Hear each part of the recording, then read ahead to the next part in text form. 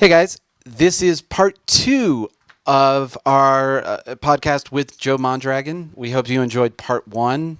If you haven't listened to part 1, it doesn't matter. You can It listen to doesn't part 2 matter. anyway. This one doesn't go in any order. It's a ramble. That's why we split it up. We had a blast, and we hope you're enjoying it too. And, well, here's part 2.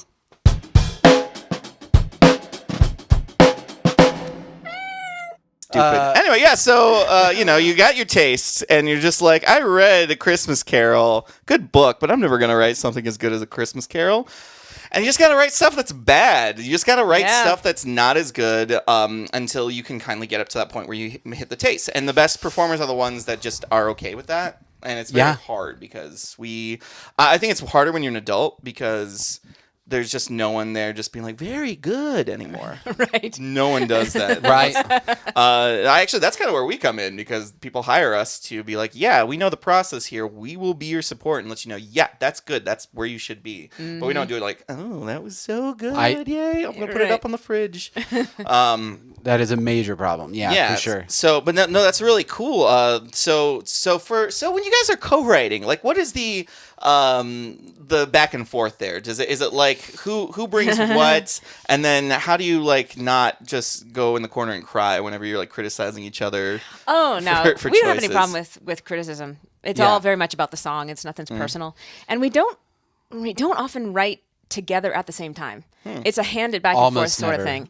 Like Justin was saying, he'll come up with a musical idea because my difficulty is coming up with the writing on the blank paper, coming up with a musical idea. Now, I have written plenty of songs from the music first and then written them out, and then Justin helps produce. But his strengths are in parts of the production and arrangement and musical ideas and the final production. Right. My strengths are a little more in lyrics, but he's better at picking out good melodies and identifying good lyrics. So a lot of times I'll write stuff and he'll be like, that melody isn't hooky, those lyrics aren't falling the way they should. And so I just kind of like get feedback. So it's a very back and forth. Like he'll work on something and then I'll work on something and show it to him and then give it back to him. And then it just builds into a song. Like we hand this hard drive back and forth. That's another interesting question. When do you decide it's done? When do you decide that's the song? Like, because that could just go on forever. I've always found that the case. I'm always looking for that, whether I'm producing or writing. I'm sort of sometimes just waiting around, like continuing to mess with something, but almost just waiting around until it starts sounding like a record. Or that sounds vague, but like what I mean is when it starts giving me that feeling that records give you or gave you when you were 13 and you were all discovering it and you're just like, oh my God, this is a real thing. When it starts giving you that feeling of like, oh, this is real. You're just like, oh, my mom's going to trick me into getting drum lessons now. It's guitar, but for you, it's going to be drum lessons. That's great. totally what it is. I'm just sort of waiting for that feeling of like, oh, now it's hitting and, and you're looking for all those cool things where like songs in a sense as sort of like jokes, meaning there's a setup and a payoff. And a lot of times when you're writing, you're like, we haven't paid off the premise yet. We haven't figured out how to pay off the song musically. And it's not always lyrically and it's not always like words, but it's like, oh, by the third chorus or by the bridge going into the third chorus, that feels like a real payoff. Yeah. And you're looking for that payoff. And sometimes it's hard to describe what that is, and that's why it's an art, not a science. You can't go, oh, it has these 3 factors or these 3 attributes. It's like, no, it's just a feeling you recognize that like, okay, that's really paying off. When that bridge hits and then that chorus comes back the third time, you're like, that is a payoff. Yeah. And that's what often I'm looking for. Yeah, absolutely, and that's actually how I teach the songwriting class. Which I was going to ask, is because I like how you say it's jokes, and I say it's stories because I'm really into story structure in like movies and stuff. I know like Isaac Slater the Fray used to say that like they used to write their songs like movies. Unlike movies, they don't follow the same structure. It's not a 3-act structure where you have the beginning, the rising conflict to the climax. Right, it's usually not that. However, we do kind of do that with music. Like it's kind of like if you start It's with a little an bit acoustic, like that. Yeah, if you like take a song like Hey Jude, for example, starts off with just the piano and drum, or just piano and voice, and then all of a sudden the next verse it gets louder, Right. everything comes in on like the B, it goes like A section to the B section, the drums come in just bigger and bigger and bigger until it just gets that like na, na, na, na, na, and everyone's like going crazy. Right. I sang that too high, but the climax of the song there, it's just a story about someone telling this kid, hey, you're going to make it through this divorce. And we hear that, and it's so nice because the story kind of like tells this kid everything he wants to know, and then ends with the very first verse one more time. Hey, Jude, don't make it bad. Take a sad song and make it better. Remember to let her into your heart. Then you can start to make it better, better, better, better. Na, na, na, na, na, na, till the end of the song. Just Right. McCartney going crazy. It doesn't tell anything more with the story, but then the instruments take over. The music goes like, hey, nah, Judy, Judy, Judy, wow, like doing all that, where it's just kind of like this climax, and it was used to great effect in like the Royal Tenenbaums. If you ever saw that movie where it actually starts with an instrumental of Hey Jude talking about the kids growing up towards the end of the having the divorce, coming from the broken family, and then when they get to the na-nas, they release an eagle, or sorry, a hawk. The hawk is flying out, and you get the na-na-na. Yeah. It's like, ooh, there's the catharsis. That's what you usually feel at the end of a movie. So if you get that in the song, you don't have that catharsis. You don't have that breathe from like Pink Floyd's Dark Side of the Moon. You don't have that like huge crescendo there. And sometimes you don't get that. That's fine. Right. There are some stories They're that just like No Country for Old Men just kind of ends, and you're just like, oh. And there are songs that way too, where there's no Yeah. Leonard Cohen. Everybody knows. Yeah. Everyone knows where you're like that song doesn't go anywhere. It just has a terrible premise and then it ends. Yeah, it's just and that's the whole point. And it works really good. It tells the story there. But like or like Hallelujah, the Leonard Cohen version doesn't really have the same climax that the Jeff Buckley version of that song does. And right. Jeff Buckley's version just rises and rises and rises until it has that like really salute for 20 years, and then just kind of holds that out. And he made that song because he like actually had a purpose. He's like, this is an ode to the orgasm, so it's more of like just two people making love instead of like talking to your creator. And if you listen to the music there, you're like, oh yeah, this kind of just follow that kind of like pattern of like two people making love, and it's like, oh, this is incredible. That's a story there, but you could get it just from hearing the song. You don't get it from like all the stuff that's in the story. And yeah. Which is the cool thing about music, is that it can kind of read between the subtext, and that's what I was going to say. Yeah, it's just it's all subtextual. It's that release of tension, adding the tension in. Yeah. A good example is like "Hey Ya" by the Outkast. Like, my baby don't mess around because she loves me so, and this I know for sure. Yeah. That note there, it's kind of fun because he doesn't have a resolving note, and he plays the E major chord instead of the E minor chord. So the 3. No, it's actually that's a 6. So he actually plays a major 6 there. We're talking the same thing. I'm thinking of it backwards, but because in the in the key of G, starting on a G chord, major chord, to a 4, so you usually start on a tonic to say like, here's home bass. 1, 2, 3. My baby don't mess around. We're like nice. Goes to the 4, cause she loves me so, and then it goes to the 5, which is like the most tension. And then what it should do is relax on a minor tonic, but instead by making the minor tonic a major tonic, it kind of works like a pickety third, and just kind of makes third. Yeah. And so it just kind of keeps repeating, so it's a little unstable, but works for like we're all dancing here. And then the melody usually plays over that major chord, which adds more tension. And even though this is a song that is like just supposed to be fun, if you look at the lyrics, it's definitely not. Yeah, it's a breakup song. It's a breakup song. And you're like, oh wow, like this is kind of fun that it kind of does that, and it just does that with the music by just using 4 simple chords and 1 alteration to a chord. So that's what we're learning in our music class. So I was going to ask before we don't get to it, tell us a little bit more. I also teach songwriting. I've taught songwriting classes. What's your approach? Like, where are people starting? So let's ask there. Is it like, is this beginning songwriters? Is it a mix of beginning and people who are already writing? Yeah. So this time around, it's all beginners. So that's kind of nice, because I think the problem with songwriting, especially for musicians, since performance high caters to singers, it's really intimidating to write a song because you're like, oh, I don't play an instrument. And the whole idea is there's always the one question, the dichotomy of, do you write lyrics first or do you write music first? Right. And it's like, that's stupid. You do both at the same time. And like sometimes it's because the like you found a cool riff, or it's because you just had a good line in your head, or it's because you had a subject that you wanted to. Right. You're browsing Reddit and you're like, yeah, work sucks. I know, she left me roses by the stairs. That's how Blink-182 famously came up with that. They were on anti-work and then they No, that wasn't around. I almost got you. Oh my god, you saw it here. They're gonna edit it out. That's the man right You're there. gonna see that. Keep it in. So basically, the way I start is with teaching lyrics. So that's like free writing, because free writing is the first idea of you need to get the critic to stop talking. Absolutely. So that's how you got that song out in one night, is because once you kind of just know, okay, the lever's off, my tastes are aligned, and I'm just in that go mode. The same way that like if you've just been warming up your vocals, you're going to sound great that night. If you've been warming up your creative chops, it's going to be good. My theory, I don't know how scientific this is just because I think our left brain does all the songwriting, but our right brain's the only one that can talk.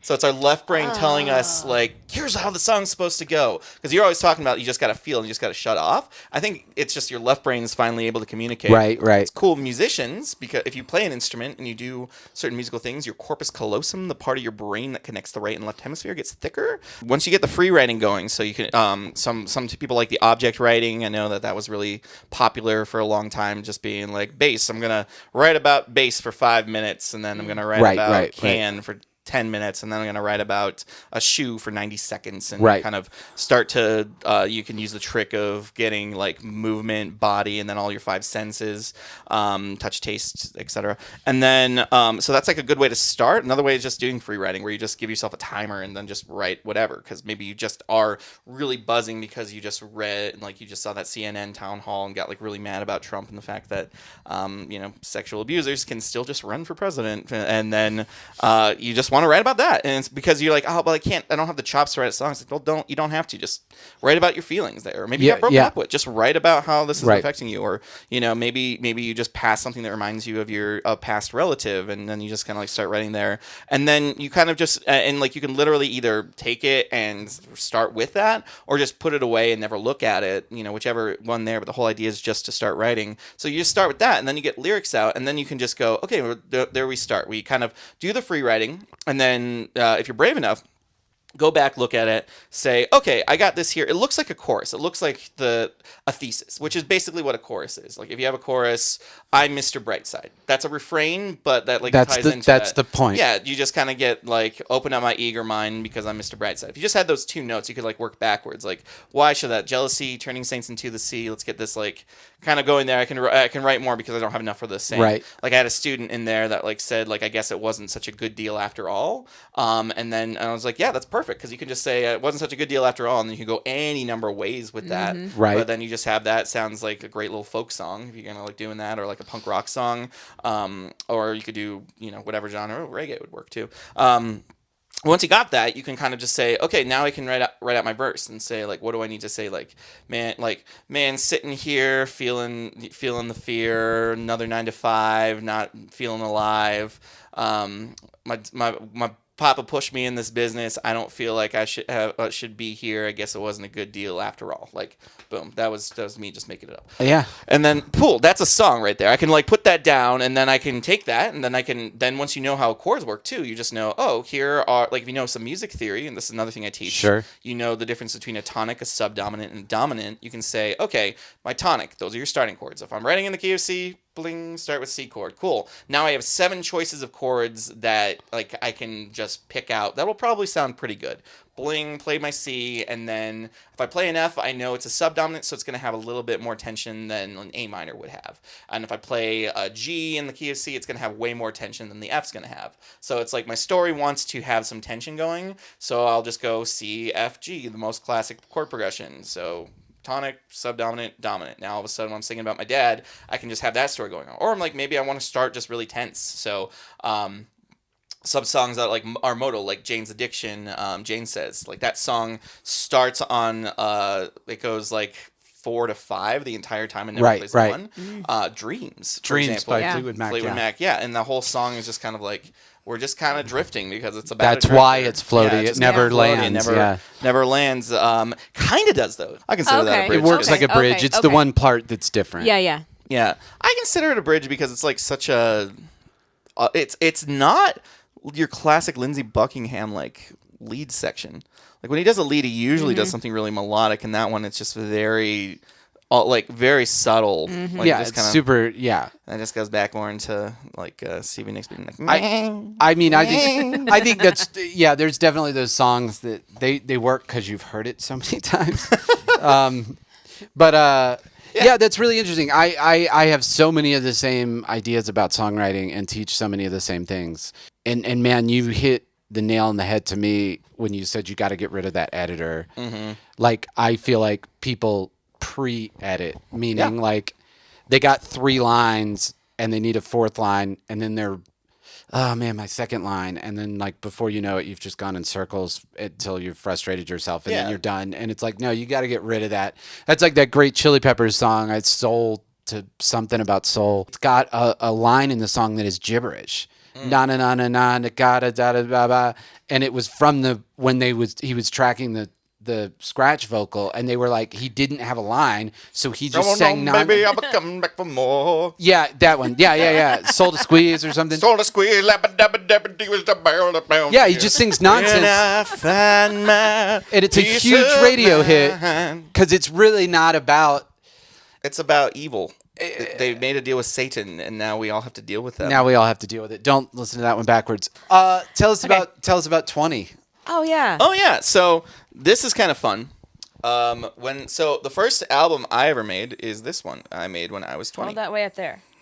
20. This is the album. That's so funny because I had no idea you had. I know you had tons of albums with groups. I didn't know you had a solo record. Yeah. So there was like a moment there when I was in my 20s. So because I just wanted to do Joe Mondragon because my name's cool. So I was like, I'll just do this. But I actually had like a period there where I just was writing a lot of songs, and it's kind of nice because like you go back and listen to songs that you did when you're younger, and you go, oh no, I actually did not have that problem here. That's really cool. But basically, great. My old bass teacher, a guy by the name of Ryan Nickel, he just had like a studio in the back of his house, and like just paid him a couple grand to record me, and and it was basically just like doing like mentorship, because I just kept doing that and just being like, I just feel bad about myself and my music, and he's like, don't. And I was like, I never thought about it that way. So kind of like he was my bass teacher, because I did get a bass teacher. Actually, 2 bass teachers. I got a bad bass teacher, and he was my cool bass teacher, because we would just sit and talk about music for like 30 minutes. It was sometimes awesome. that's. Yeah. I would take hour lessons just so I could talk more about music with him. Yeah, totally. Yeah, and he taught me how to play Tommy the Cat on bass, so that's how I can slap. That's really cool. Yeah, so can't you do? Stick to a budget. Yeah. Do you play drums? Oh yeah, he okay. does. Yeah. All right. Yeah. So everything. Yeah. What kind of music is 20? So 20 is actually kind of like everything, and I was actually going to ask you, because I was like, how do I get this online anymore? I don't even know how to like get a CD on, because I was thinking about putting it on Spotify or like you YouTube. Need to do that. You absolutely should. Yeah, no, but I don't. I'll help I don't you. know how we'll to talk do, about it. We'll talk about it podcast. after the show. Yeah. But yeah, no, like one of the songs here, and this is actually kind of fun because I got like one. The way that I used to write music was I would combine styles. So like I have a song called "Know You" that was basically, I loved Franz Ferdinand at the time, so I wanted to make a Franz Ferdinand meets like the Killers with like some like lines there. So I mean, the whole song just that poots, poots, poots kind of thing that Franz Ferdinand did, with a bunch of guitar riffs on that chunky stuff going. I have a song "Mama J" here, which is actually, I used a lot of metaphors for weed at the time, but it was actually just because I liked this girl that went by Mama J, so I just literally was just like, everyone's going to think the song's about weed, but it's actually about her, because she was my ex's friend, so I didn't want them to know it was about her. So that's funny. But that one's like, I liked Stray Cats and I liked Wolf Mother, so I wanted to write like a Wolf Mother song. So it's got like a swing beat to it. Oh wow, that's crazy. I want to hear this stuff. Yeah, I really do. And then Hell Knows is the one that's like my favorite song they wrote. And this one is basically like Johnny Cash meets Radiohead. And I wrote that one on a singer-songwriter trip that we had. Owen Quartz actually ran the singer-songwriter ensemble over at UC Denver. And I know Owen. Owen's so cool. Yeah. He went out to visit He's my a great sister guy. in Mexico. Yeah. Okay. He's dope. You ever done like songwriting stuff with him? I've not, no, but he hooked me up with some songwriters a few years ago when I was booking shows with Andreas De Valera. I need to hit him up. I was going to hit him up about the songwriting class, get his opinion on what I should do with it. I probably will, but he basically takes us all to the mountains. So I was just in the mountains with a bunch of songwriters at UC Denver, and we just kind of like would have things where it's like you got to sit and like write a song. And since we were like in that mode, I literally laid down for a nap and like got up and was just like, I got a song. And then like I wrote it in literally 5 minutes. And then like a street urchin walked by. I was like, that's a great one, mister. And I'm just like, cool. And then we... and you tossed him a hay penny? No, I was a college kid. I don't have a hay penny. What are you talking about? And he's like, well, God bless you. So then, and that just came, and that was like one of those songs that came out, and I don't think I've had that experience like since. Like every song I've written has been a tedious rewrite. That's mostly how they are. Creature Canopy, all the songs are literally just like editing. And to that question of like when is the song done, it was when we had to go into the studio and record it. That's actually how we've written all of our albums. Oh wow! And it's actually a great motivator of being like, oh, this is gonna cost you $5,000 to finish the song. Yeah.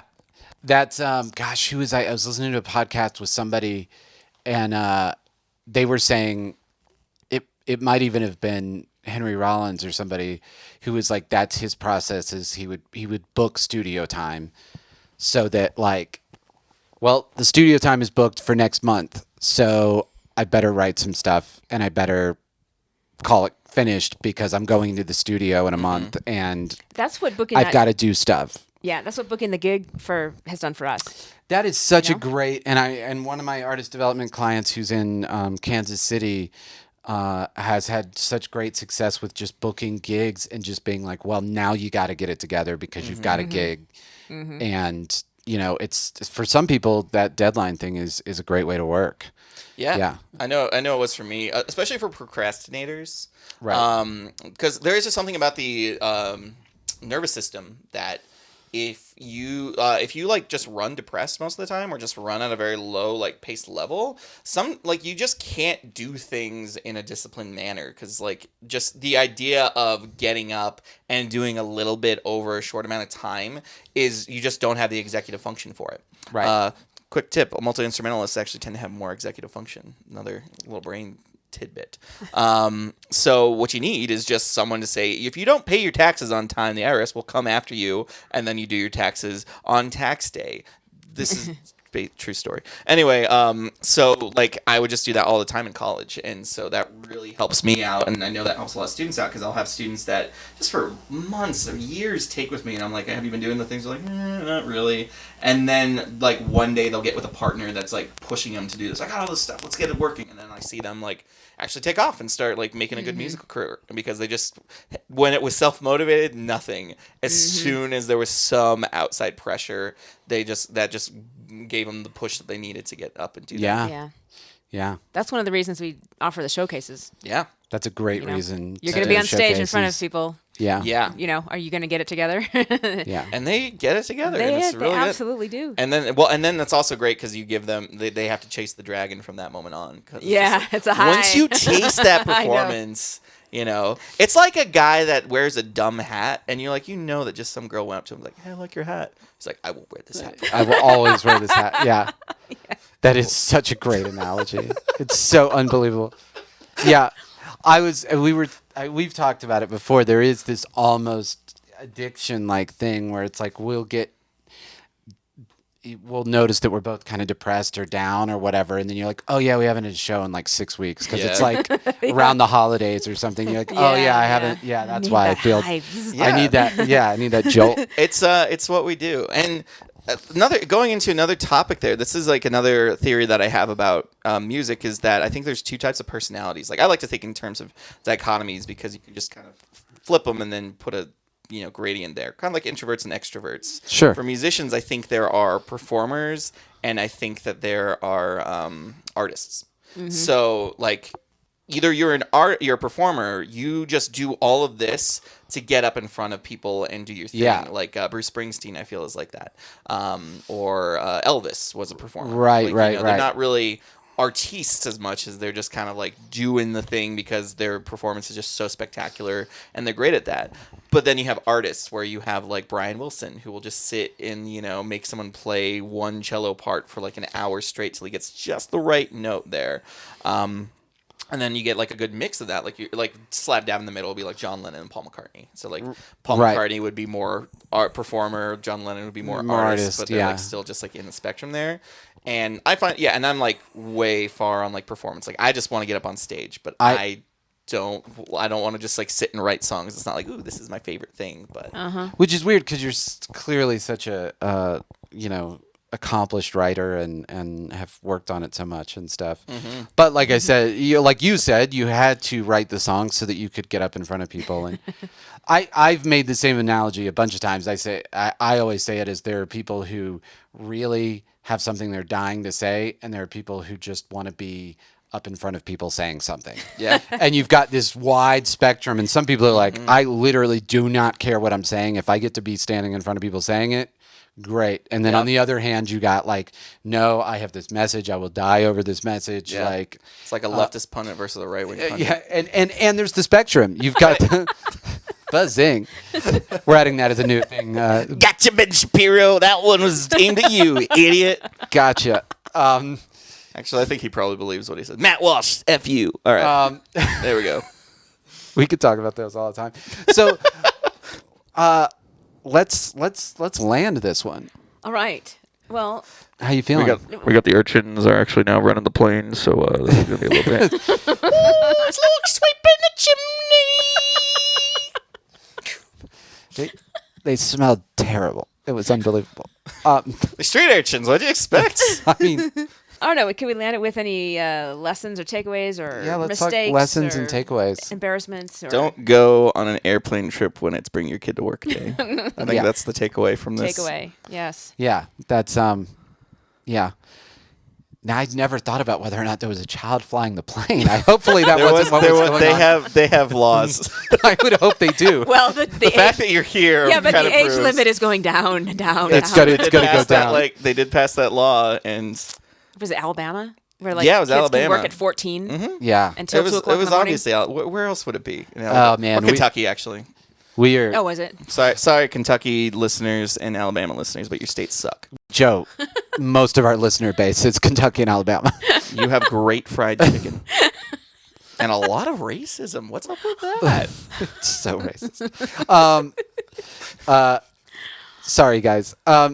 What's your takeaway for the week? Oh. I was going to say anything from the Cody gig where you were saying you were feeling great about playing bass. Yeah, I don't know how much of a takeaway it is, but I have just started to feel like the bass fits me.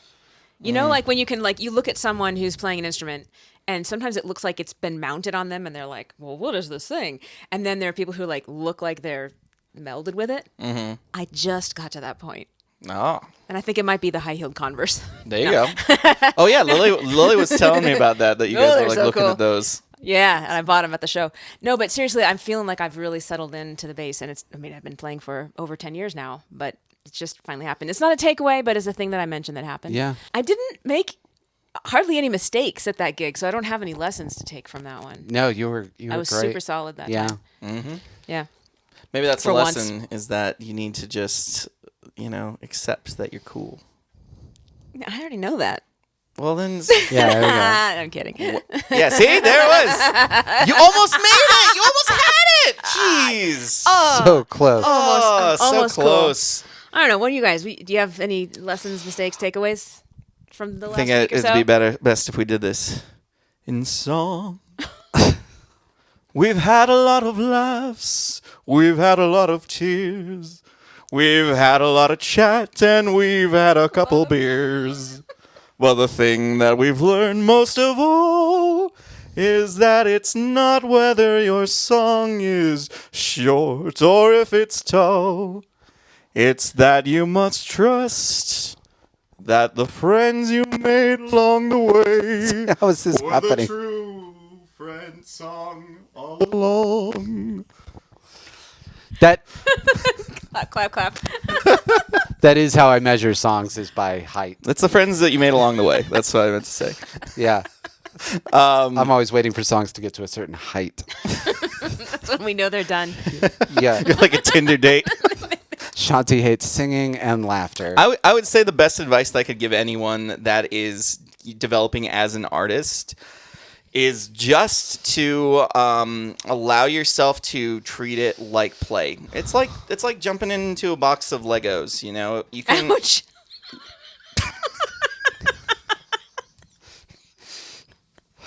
So I phrased that poorly. That would hurt. that would hurt. That's like someone just being like, "Keep your eyes peeled." That sounds painful. Yeah. Anyway, you were saying. It's not quite like jumping into a box of Legos. It's like- It's like someone dumped out a bunch of Legos on the floor and then says, "Go nuts." And your initial thought is never, "I don't know how to make anything." It's just picking a block and I do this here. Next thing you do, you got a plane full of street urchins. You know.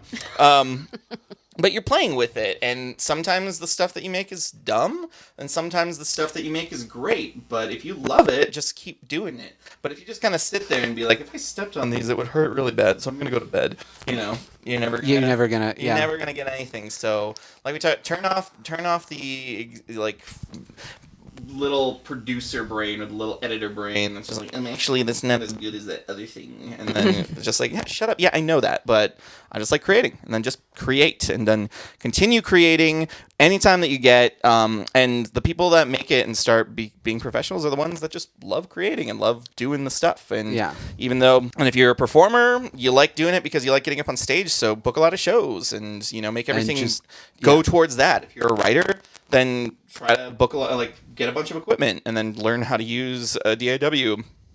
Learn how to mix masters so you can just sit in your basement and produce songs all the time. That's how like Owl City got popular. He just knew how to produce stuff and then came up with really cool stuff. So that is piggybacking on that, the best advice I ever got in my life, and I'm so lucky I got it starting from the very beginning. My Uncle Barron used to always tell me, he always phrased things as kind of like jokes, but you know, he would always say, you know how you get good? You just suck until you don't suck anymore.